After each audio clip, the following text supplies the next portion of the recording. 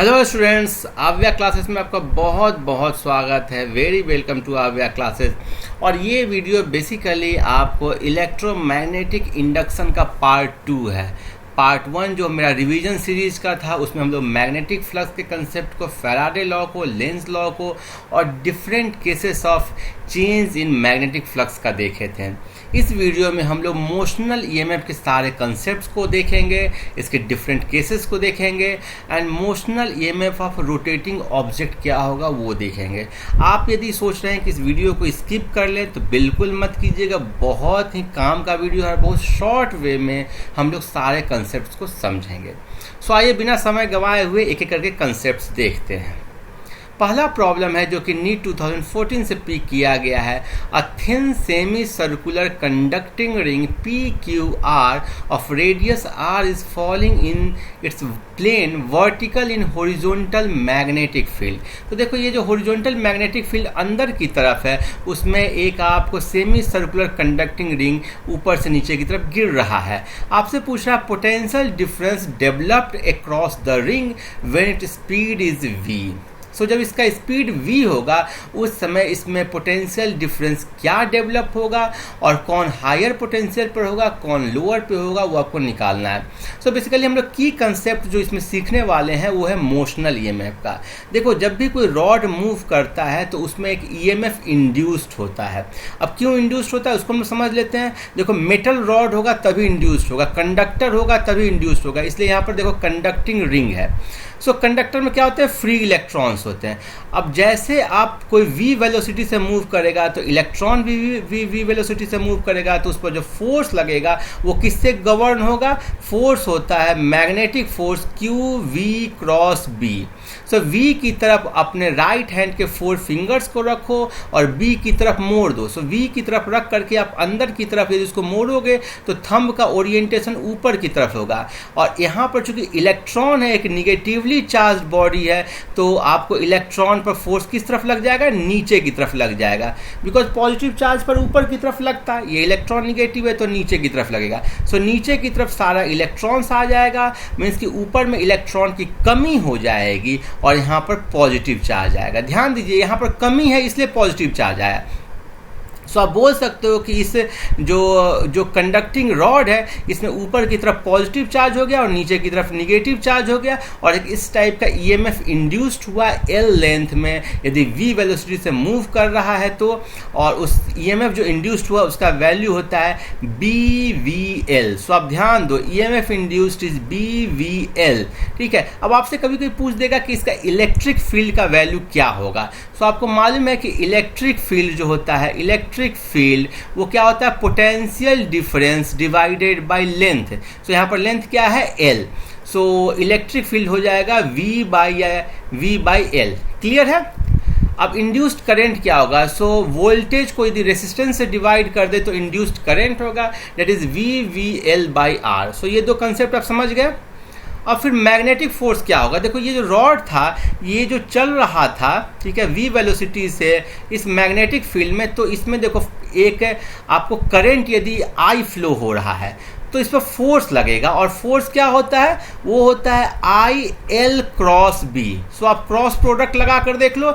सो आप cross product से direction निकाल सकते हो। कैसे निकालोगे, L के अलोंग अपने राइट हैंड के 4 फिंगर्स को रखो, जिधर करंट फ्लो हो रहा है उधर ही L का डायरेक्शन लेना है। सो ऐसे है आपको, ठीक है, मीन्स कि करंट ऐसे फ्लो हो रहा है। सो इस तरफ राइट हैंड के 4 फिंगर्स को लो और अंदर की तरफ आप फिंगर्स को वो करो, मूव करो, बिकॉज मैग्नेटिक फील्ड अंदर की तरफ है तो देखोगे थंब का ओरिएंटेशन इधर आता है। सो इस पर एक मैग्नेटिक फोर्स इधर लगेगा FM, जिसका वैल्यू होगा ILB।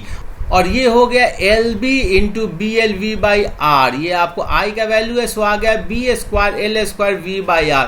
और ये होता है अपोजिट द मोशन। सो आप ध्यान दो, ये रॉड पर जो करंट आएगा वो उसका वैल्यू ये होगा, जो मैग्नेटिक फोर्स पीछे की तरफ लगेगा जो इसके मोशन को रेसिस्ट करेगा उसका वैल्यू होगा B square L square V by R। अब यदि इसको पीछे की तरफ फोर्स लगेगा तो इसका मतलब मुझे इसको आगे मूव करने के लिए एक यूनिफॉर्म वेलोसिटी v से मूव करने के लिए कुछ पावर देना होगा, एक एक्सटर्नल फोर्स लगाना पड़ेगा। और वो एक्सटर्नल फोर्स जो करस्पॉन्डिंग पावर चाहिए हमें वो होगा P एक्सटर्नल और वो फोर्स इनटू v। बिकॉज ये फोर्स पीछे को लग रहा है, सो आपको एक आगे की तरफ इतना ही फोर्स लगा दोगे Fm, तभी ये एक यूनिफॉर्म वेलोसिटी v से मूव हो पाएगा।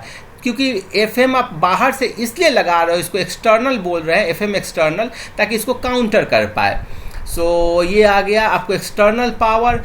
ध्यान देने की बात यह है कि ये सारा पावर लॉस्ट हो जाएगा हीट में, क्योंकि यहाँ पर कोई वर्क डन नेट तो हो नहीं रहा है, ये सारा पावर इस रॉड को यूनिफॉर्म वेलोसिटी से मूव कराने में लग रहा है।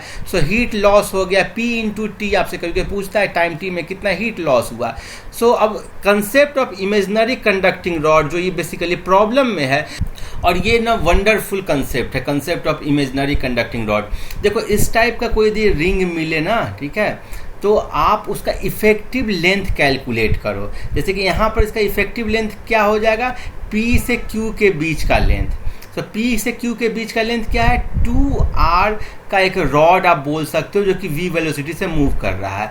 आपको समझने में दिक्कत है तो ऐसे समझो, सपोज करो कि एक ऐसा बॉडी भी मूव कर रहा होगा v वेलोसिटी से इसी टाइप के मैग्नेटिक फील्ड में, तो इफेक्टिव लेंथ क्या होगा, ये हो गया इसका इफेक्टिव लेंथ। क्लियर है। सो ये इफेक्टिव लेंथ का जब यूज़ करोगे तो पी क्यू रॉड नीचे की तरफ मूव कर रहा है v वेलोसिटी से।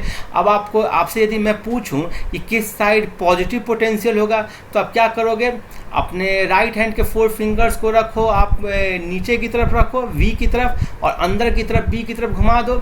सो आइडियली पॉजिटिव चार्ज रहता तो सारा इस तरफ आ जाता, लेकिन चूंकि इलेक्ट्रॉन है तो इलेक्ट्रॉन इधर आ जाएगा। तो यहाँ पर निगेटिव टर्मिनल, यहाँ पॉजिटिव टर्मिनल, और ये आप बोलोगे कि Q जो है इधर वाला साइड है वो हायर पोटेंशियल पे होगा, और इसका जो मैग्नीट्यूड होगा वो क्या होगा, B इंटू वी, और L का वैल्यू क्या है, लेंथ पे क्या वैल्यू क्या है, 2r। सो BV 2r। सो आप देखो ऑप्शन देखो, एकदम समझ में आ जाएगा तुरंत। ऑप्शन हो जाएगा 2RBV विथ R जो है ना ये वाला, ये क्या होगा, हायर साइड में। सो आंसर आपको डी करेक्ट होगा। समझ गए। आगे बढ़े, नेक्स्ट प्रॉब्लम देखें। नेक्स्ट भी इसी पर बेस्ड है, ठीक है, और ये अच्छा प्रॉब्लम है। Consider the situation shown, the wire A B is sliding on the fixed rail with a constant velocity. So ये यदि मूव करेगा कांस्टेंट वेलोसिटी v से, तो जो EMF इंड्यूस्ड होगा उसका वैल्यू क्या होगा, BLV। अब यदि इस वायर जो ए बी था ना, ए बी जो वायर था, इसको यदि रिप्लेस कर दिया जाए सेमी सर्कुलर वायर से, इस सेमी सर्कुलर वायर से रिप्लेस कर दिया जाए, तो क्या अंतर आएगा, आपने अभी देखा है कोई अंतर नहीं आएगा। सो रिमेन्स द सेम होगा, magnitude of induced EMF remains the same. तीसरा जो कंसेप्ट है ये बड़ा क्लासिकल कंसेप्ट है कि यदि रॉड ना moving with an angle theta with the direction of magnetic field और लेंथ, यदि परपेंडिकुलर की जगह एक एंगल थीटा बनाएगा तब क्या होगा। जैसे यहाँ पर देखो मैग्नेटिक फील्ड नीचे की तरफ है और रॉड इस तरफ मूव कर रहा है, ऐसे डायरेक्शन में मूव कर रहा है जो कि मैग्नेटिक फील्ड से थीटा एंगल बना रहा है। तो आपको कंपोनेंट में ब्रेक करना है और जो परपेंडिकुलर कंपोनेंट है ना उसी पर ध्यान देना है। लाइक v को पार्ट में ब्रेक करोगे, v cos थीटा नीचे की तरफ होगा, v sin theta perpendicular to magnetic field होगा। सो आप इसको विजुलाइज करना चाहोगे तो ऐसे विजुलाइज करोगे कि नीचे की तरफ b मैग्नेटिक फील्ड है और इसे परपेंडिकुलर जो वेलोसिटी है वो मेरा इंपॉर्टेंट है, ठीक है, परपेंडिकुलर वेलोसिटी, और वो है v sin थीटा, और लेंथ क्या हो गया, l। कभी यदि लेंथ L से आपको एंगल थीटा बना रहा हो तो आपको उसी हिसाब से इफेक्टिव लेंथ कैलकुलेट करना होगा। इफेक्टिव लेंथ क्या होगा, ऐसा लेंथ जो B के परपेंडिकुलर है, ठीक है। सो जैसे B के परपेंडिकुलर ये वाला लेंथ हो जाएगा। एनीवे सो आप परपेंडिकुलर वेलोसिटी ले लिए और ये हो जाएगा BLV sin थीटा। समझ गए, कोई दिक्कत नहीं होना चाहिए आपको। यदि किसी भी तरह का दिक्कत है तो आप मुझसे पूछिए, मैं आपको फिर से समझाऊंगा। क्लियर है।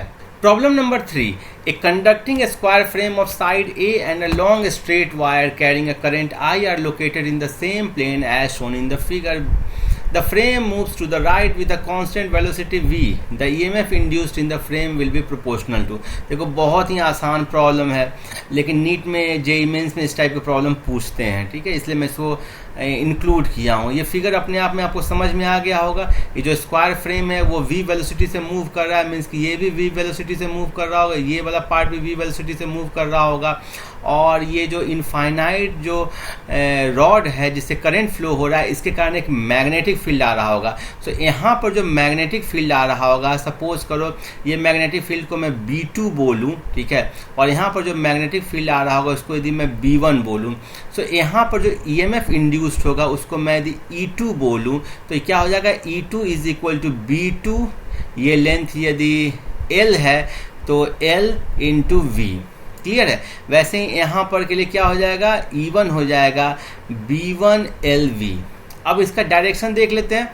तो ये जो रॉड है इसमें देखो कि पॉजिटिव आपको जो पोटेंशियल होगा वो कहाँ पर होगा, इस तरफ हो रहा है, और मैग्नेटिक फील्ड इसके कारण जो मैग्नेटिक फील्ड लाइंस होता है वो कैसे होता है, ऐसे होता है, आपको मालूम होगा, मीन्स कि इस पॉइंट पर ये अंदर की तरफ होगा।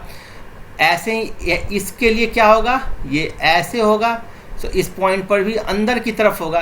सो मैग्नेटिक फील्ड का डायरेक्शन इस रॉड के लिए अंदर की तरफ है। सो क्लियरली एक ऐसा रॉड है जिसमें कि मैग्नेटिक फील्ड अंदर की तरफ हो और ये v वेलोसिटी से मूव कर रहा हो, तो जो ईएमएफ इंड्यूस्ड होगा वो क्या होगा, B2 LV, और जहाँ पर यहाँ पर पॉजिटिव पोटेंशियल होगा, यहाँ पर निगेटिव पोटेंशियल होगा। आपको राइट हैंड के 4 फिंगर्स को V की तरफ रखना है और B की तरफ रोटेट करना है। अब ये देखो कि जो फॉर्मूला होता है मैग्नेटिक फील्ड का वो क्या होता है, B जो x डिस्टेंस पर होता है mu naught I by 2 pi x। So clearly B2 के लिए क्या हो जाएगा, mu naught I divided by 2 पाई, और डिस्टेंस कितना है x प्लस a बाई 2। सो और B1 का वैल्यू कितना हो जाएगा, mu naught I by 2 pi x minus a by 2। अब आप निकाल दो, देखो कि ये जो रॉड हुआ, जो सेकेंड वाला जो ईएमएफ इंड्यूस है, यहाँ पर पॉजिटिव पोटेंशियल, एक निगेटिव पोटेंशियल, और जो पहला वाला है यहाँ पर भी पॉजिटिव पोटेंशियल, यहाँ पर निगेटिव पोटेंशियल।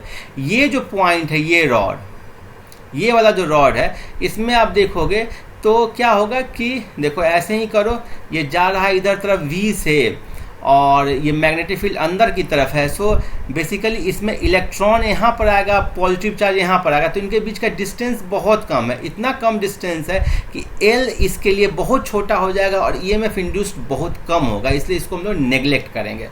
सो आप देख रहे हो ये E1 हो गया, ये E2 हो गया। So clearly E1 is greater than E2 and net EMF E net हो जाएगा E1 माइनस E2। ठीक है, अब E1 का वैल्यू आप निकाल दो यहाँ से, ये क्या हो जाएगा, E1 हो जाएगा mu naught I by 2 pi L into V 1 by x minus a by 2 minus 1 by x plus a by 2। सो आप यदि इसको सॉल्व कर दोगे तो ये आएगा प्रोपोर्शनल टू इस टर्म के। बहुत ही आसान था, मैं आपको समझाने के लिए बस इतना लंबा बनाया, अदरवाइज ना आपको कंसेप्ट क्लियर है तो सीधे आप E2 निकालोगे, E1 निकालोगे, घटाओगे और बोल दोगे कि ये ऑप्शन करेक्ट है। आगे बढ़ते हैं, नेक्स्ट प्रॉब्लम देखते हैं। सो नेक्स्ट प्रॉब्लम नंबर 4 है, a copper rod of length L rotates about its end with angular velocity in uniform magnetic field B। The EMF developed between the ends of rod if the field is normal to the plane of rotation. देखो इस type के भी problem पूछे जाते हैं exam में।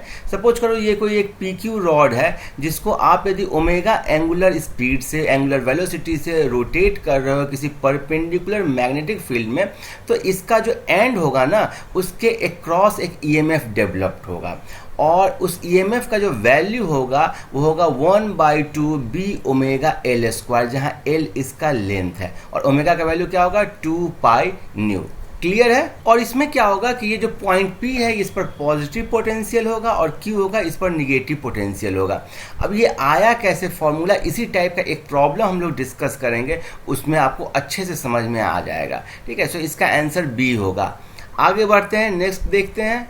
और next है कि यदि मान लेते हैं एक रॉड की जगह एक स्पोक हो, ठीक है, एक साइकिल हो जो कि मैग्नेटिक फील्ड में मूव कर रहा हो। सपोज करो कि आप सोचोगे कि ज़्यादा स्पोक्स हो गया तो मैग्नेटिक फील्ड अब कितना हो जाएगा, नहीं, कितना भी स्पोक्स रहे उसे कोई मतलब नहीं रहेगा। यदि साइकिल भी मूव करेगा ना तो आपको यहाँ पर निगेटिव रहेगा और यहाँ पर पॉजिटिव रहेगा, और जो जो ईएमएफ जो इंड्यूस्ड होगा उसका वैल्यू सेम रहेगा 1/2 बी ओमेगा एल स्क्वायर, जहाँ ओमेगा का वैल्यू क्या होगा 2 पाई न्यू।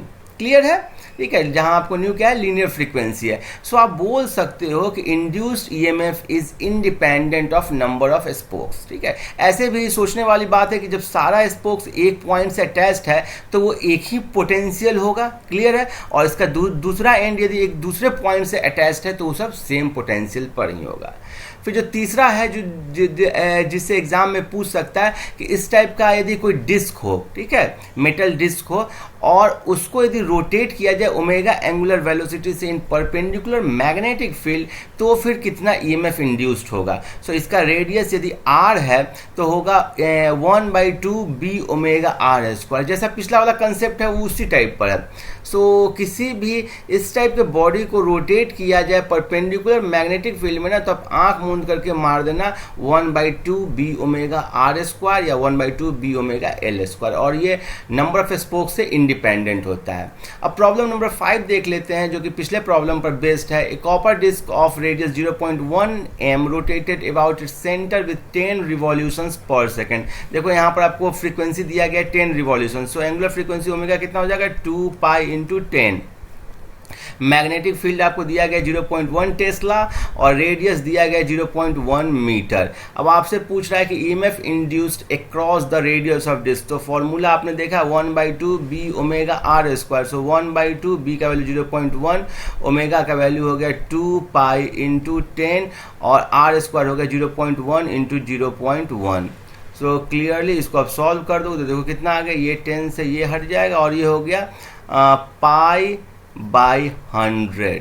ठीक है, या फिर आप बोल सकते हो पाई इंटू 10⁻⁻2 वोल्ट।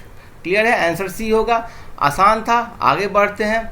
और यदि मान लेते, ये एक बड़ा अच्छा पिकुलियर कंसेप्ट है, ऐसा भी कोई पूछता है। इसमें एक सेमी सर्कुलर कंडक्टिंग लूप है। ठीक है, सो आप समझ जाओ कि सेमी सर्कुलर कंडक्टिंग लूप पहले ऐसे रखा हुआ था और उसके बाद इसको हम लोग रोटेट कराना शुरू किए एक परपेंडिकुलर मैग्नेटिक फील्ड में। सो आप देखो कि एंगल थीटा जो बनाएगा, ठीक है, जैसे से ये इंटर करता जाएगा ये एंगल थीटा इंक्रीज होता जाएगा। एक समय जब ये मिड पे चला जाएगा तो एंगल थीटा इतना हो जाएगा। ठीक है, सो थीटा का वैल्यू तब 90 डिग्री हो जाएगा। जब थीटा का वैल्यू 180 डिग्री हो जाएगा तो ये कंप्लीटली मैग्नेटिक फील्ड के अंदर में इंसर्ट कर जाएगा। उसके बाद जब थीटा का वैल्यू 180 डिग्री से ज़्यादा होगा तो ये बाहर की तरफ निकलने लगेगा और जो मैग्नेटिक फ्लक्स है उसमें उस समय घटने लगेगा। क्लियर है, सो मेरे ख्याल में कंसेप्ट समझने में दिक्कत नहीं होगी। इस फिगर को विजुलाइज आप आराम से कर लेंगे।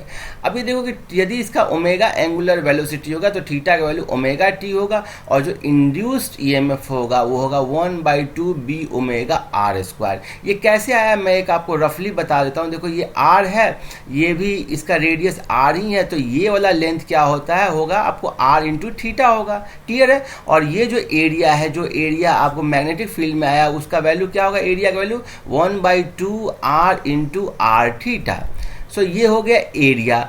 अब आपको फ्लक्स मालूम है, फाई कितना होता है B dot A, perpendicular magnetic field है और एरिया वेक्टर भी इससे परपेंडिकुलर ही होगा क्योंकि ये इस प्लेन में रोटेट कर रहा है। So B into 1/2 into R square into theta. इसको आप डिफ्रेंशिएट कर दोगे टाइम के रिस्पेक्ट में तो क्या हो जाएगा 1/2 B R square d theta by d t. D theta by d t किसके इक्वल हो गया, ओमेगा के इक्वल हो गया। So 1/2 B omega R square आसानी से आ गया।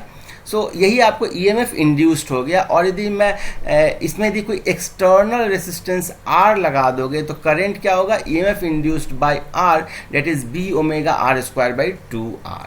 क्लियर है, मेरे ख्याल में कोई दिक्कत नहीं होना चाहिए।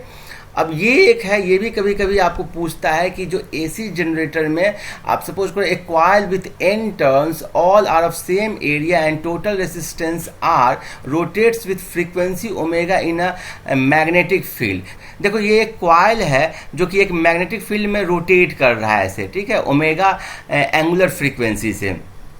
तो एक समय ये जो इसका एरिया वेक्टर होगा वो बी के अलोंग होगा और एक समय बी के परपेंडिकुलर होगा। सो अकॉर्डिंगली जैसे ये रोटेट करेगा, इसका जो इंड्यूस्ड इसका जो फ्लक्स होगा वो चेंज करेगा, फ्लक्स चेंज करेगा तो एक ईएमएफ इंड्यूस्ड होगा। सो फ्लक्स चेंज कैसे करेगा, देखिए यहाँ पर फ्लक्स होगा आपको बी डॉट ए, और चूंकि एन नंबर ऑफ टर्न्स है तो एन बी ए, इसके बीच का एंगल एक पर्टिकुलर इंस्टेंट जिसमें हम लोग कंसीडर करेंगे वो थीटा होगा, तो फ्लक्स क्या होगा एन बी ए कॉस ओमेगा टी। क्लियर है, बिकॉज थीटा का वैल्यू ओमेगा टी है। ईएमएफ इंड्यूस करने के लिए इसको डिफरेंशिएट कर दोगे तो ये आ गया।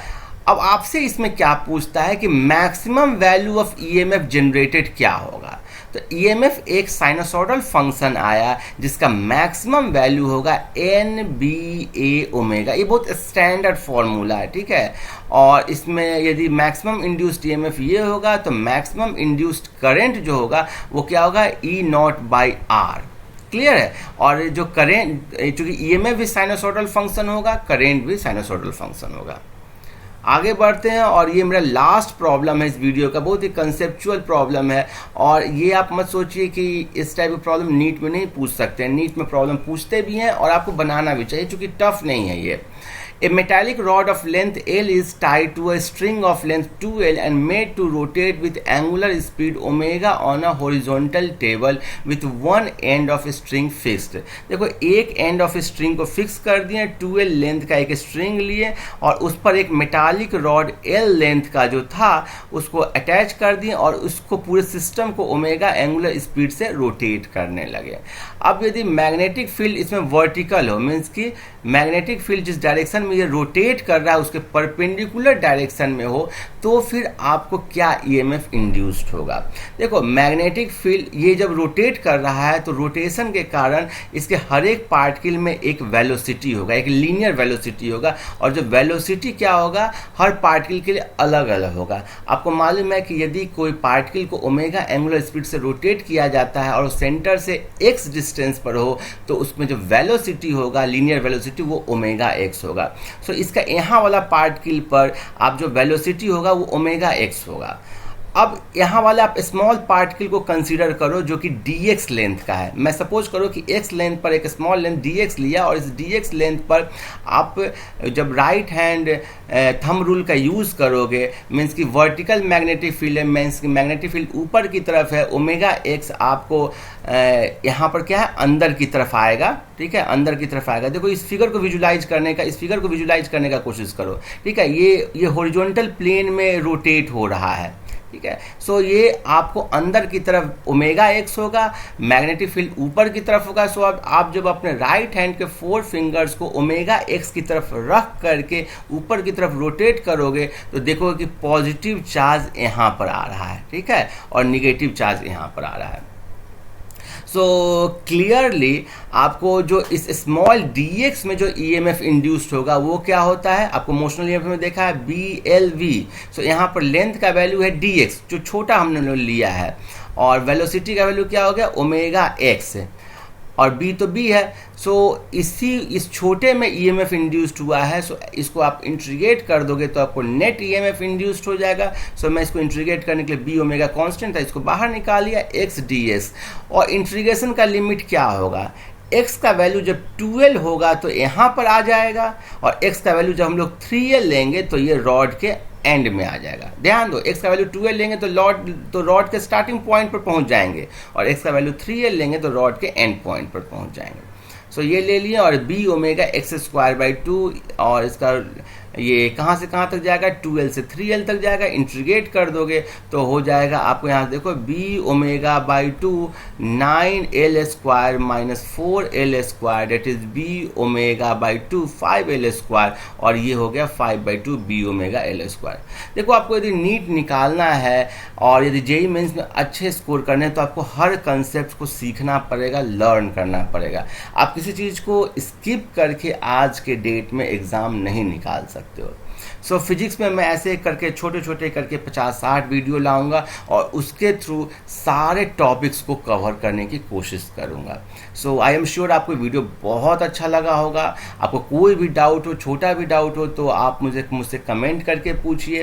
एंड आप इस वीडियो को ज़्यादा से ज़्यादा शेयर कीजिए। आपने इस चैनल को सब्सक्राइब नहीं किया है तो प्लीज़ इसे सब्सक्राइब करें। Keep watching, happy learning, thank you.